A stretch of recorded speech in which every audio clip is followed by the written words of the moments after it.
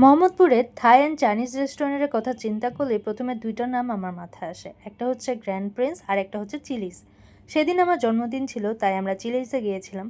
এই থাই and Chinese রেস্টুরেন্টটা আমার কাছে অনেক ভালো লাগে। ওদের প্রাইসটা একটু বেশি, কিন্তু খাবারের কোয়ালিটিটা অনেক ভালো আর রেস্টুরেন্টটাও অনেক elegant. Chillies Thai and Chinese রেস্টুরেন্টটা মোহাম্মদপুর রিং রোডে অবস্থিত।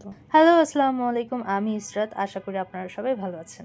ওখানে যাওয়ার পরে আমরা প্রথমেই খাবারগুলো অর্ডার করে নিই। আমরা অ্যাপিটাইজারে নিয়েছিলাম অন্থন আর থাই স্যুপ, আর মেইন ডিশে নিয়েছিলাম সেট মেনু। অর্ডার দেওয়ার 15 থেকে 20 মিনিটের মধ্যে ওরা আমাদের ফ্রাইড অন্থন আর থাই স্যুপটা দিয়ে যায়। আমরা থাই স্যুপটা পার পার্সন নিয়েছিলাম, তাই এটার প্রাইস পড়েছে 195 টাকা, আর ফ্রাইড অন্থন 8 পিসের প্রাইস পড়েছে 540 টাকা।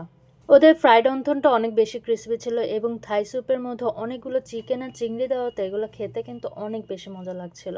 আমরা কোল্ড ড্রিঙ্কস নিয়েছিলাম, সেটার প্রাইস পড়েছিল 45 টাকা, আর পানির দাম পড়েছিল 30 টাকা।